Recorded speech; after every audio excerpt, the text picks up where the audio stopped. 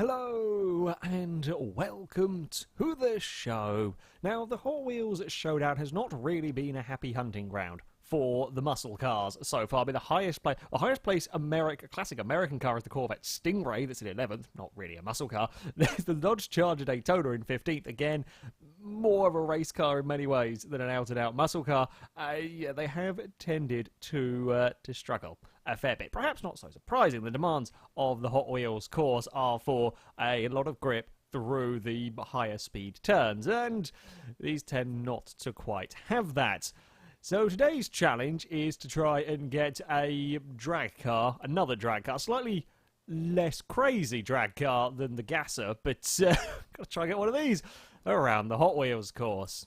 One of these days, something like this is going to set an absolutely blistering time. I'm not sure if the Napalm Nova is going to be able to do it. The plus points for this vehicle, it's a relatively high starting PI, not quite as crazy as the likes of the Escort and so on. We are going to jump up to S1 class with the tyres.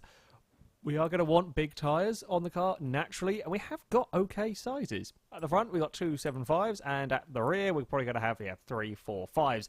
That is good. That is good for trying to deal with the huge amount of power that we are going to have potentially going through the car. It may actually work out that it gets less power going through it than perhaps a normal Nova with a much higher starting PI, but I don't know what the handling is going to be like.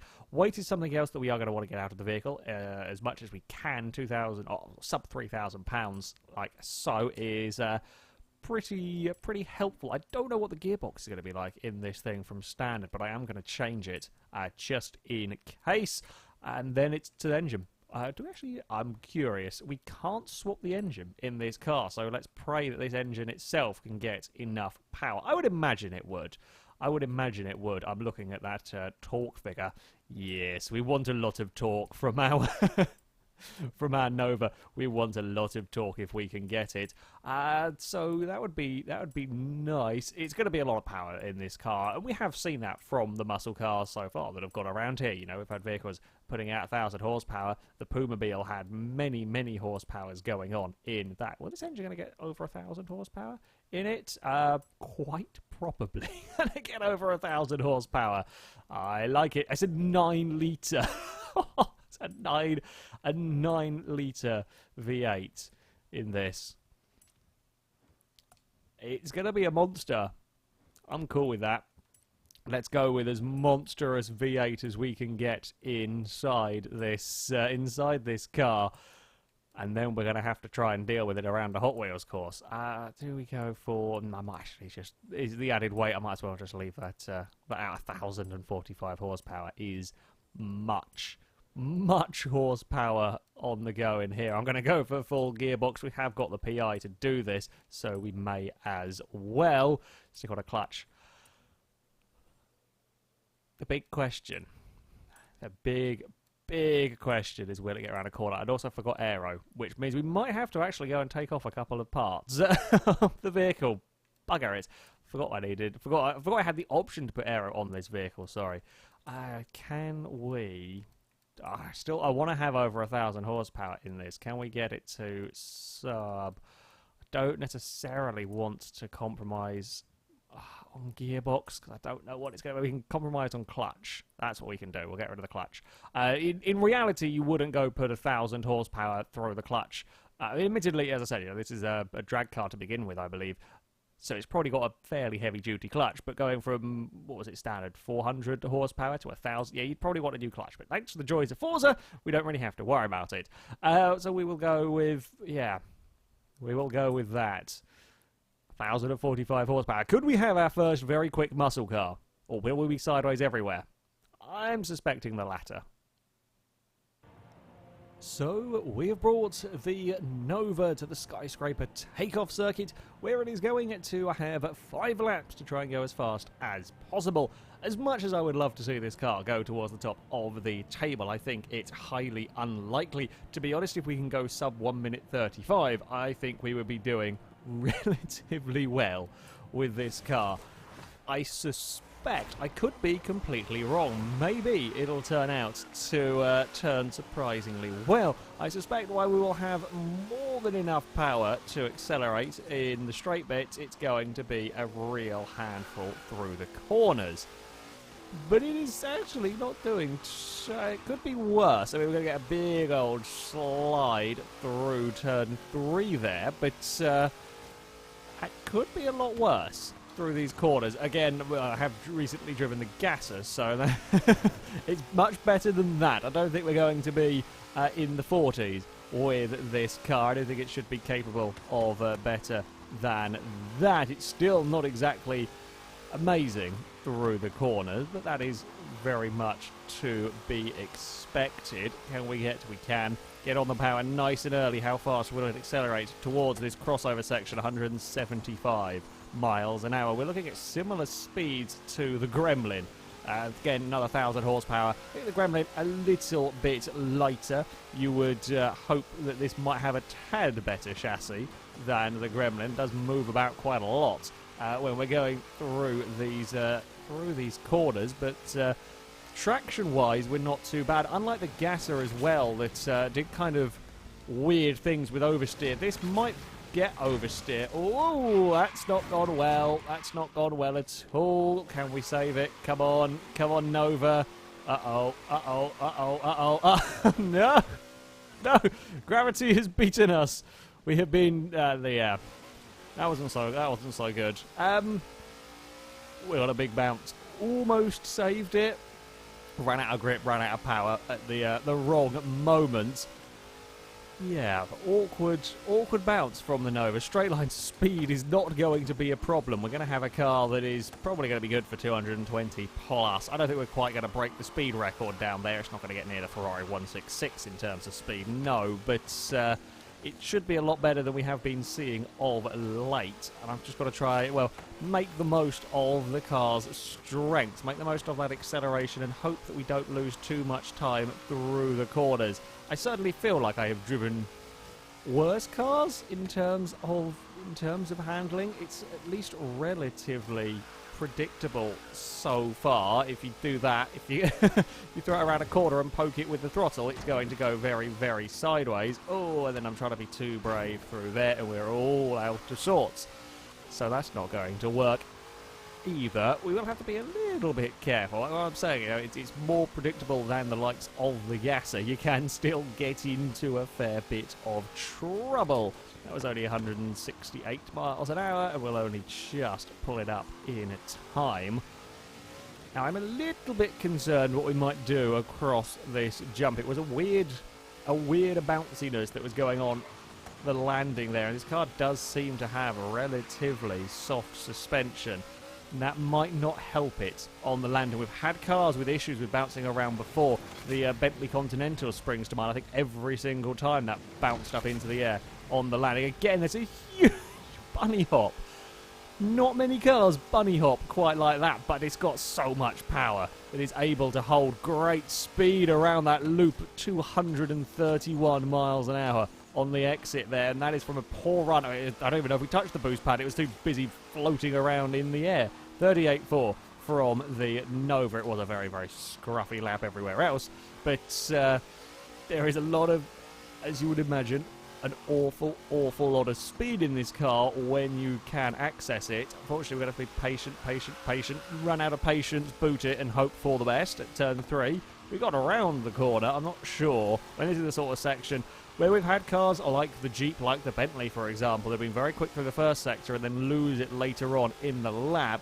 This car is likely to struggle for the first half a lap, and then it will start reeling back in some time in the latter half, where it's more around speed. For example, the exit of this corner here. You know, we might not be able to carry as much speed around the turn, but we can really accelerate towards the crossover section. We've just got to make sure that we can get the car slowed down in time for said crossover section. Or get almost get away with full throttle, launching ourselves off there in third gear. It's quite impressive for 1,000 horsepower going through the rear of this car that it can launch. It's launching out of there in third gear, flat out, no wheel spin whatsoever. So it's got the traction. It's got the traction. I've got more confidence in this than I had in the Bel Air Gasser. Again, it's a huge jump from the Nova, but mega speed up towards the loop. 206 miles an hour held around that loop as we fly down towards the final corner. 235 miles an hour. It is seriously fast in that final sector. It's across the line. A 35.2 from the Nova. Said if we could go sub 35s, we would be doing pretty well. We are almost there. We are almost there. I'm liking this car. This is my kind of crazy when it comes to the Hot Wheels Showdown. It is a bonkers vehicle, this. But it's just about manageable enough. It's just about drivable enough to set a half respectable time. Yeah, it loses heaps through this first sector, as is to be expected. We've got to have a little lift as we go across the crest there. Catches out no end of cars with the bump. We're going to run in too deep there. Only plus point with that is at least we can get on the throttle.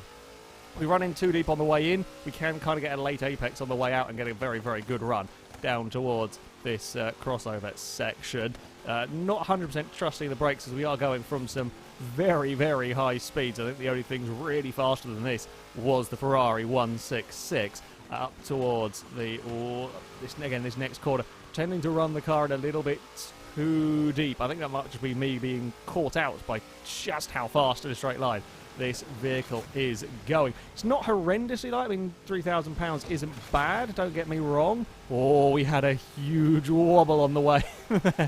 Yeah, £3,000 isn't too bad, and power to weight ratio is pretty impressive. We're not absurdo light though, so it has still got tremendous straight line speed. I can't pull that up in time. We're going to clonk the wall, and I am going to give the car a fair chance going on to the final lap. Seeing as this lap here is now gone, we will just spin it round and give it as much of a run onto the next lap as we can. I was pushing my luck slightly. I knew I had to brake quite late, seeing as we hadn't got really the speed up and over the loop, and that was too much. We were asking way too much of the car. This kind of gentle curve around to turn one can catch out some of these big old powerful cars with that bursting into wheel spin. I'm trying to get into third gear flat out. It's not quite working so well in the Nova. Through turn 4 we go. Turn 3, sorry. We go with a big slide on the exit. It's to be expected up the hill through 4. It's not too bad at the top of the hill here. I've seen a lot worse. It will slide if you're an idiot with it, but if you know what you're doing, you're a little bit careful with the car, it's actually relatively composed. Still, wants to snap, wants to slide on you, but I've driven a lot worse around here for unpredictability and so on. It's another 175 mile an hour run into the crossover point. Now, a little bit of patience on the acceleration zone here.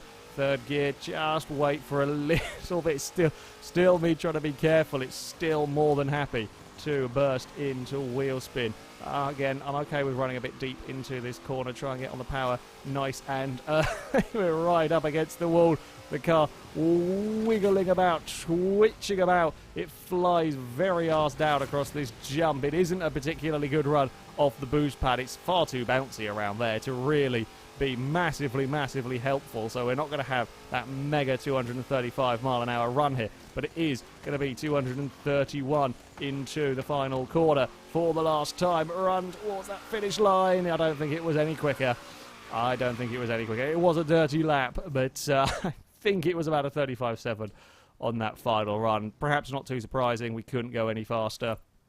That 35.2 was set with a massive run around the final loop. One of the fastest that we have seen.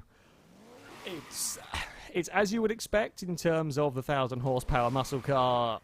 Utterly bonkers straight line speed. Acceleration is mighty out of these medium speed corners. Even the lower speed stuff, the traction is very good.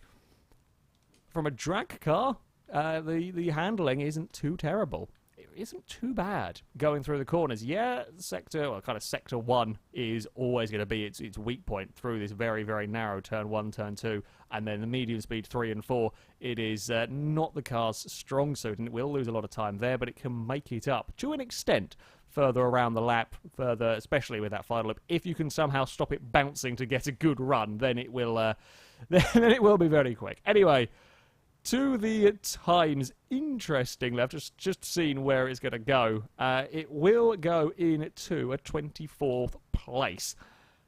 It is actually slower than the Dodge Dart.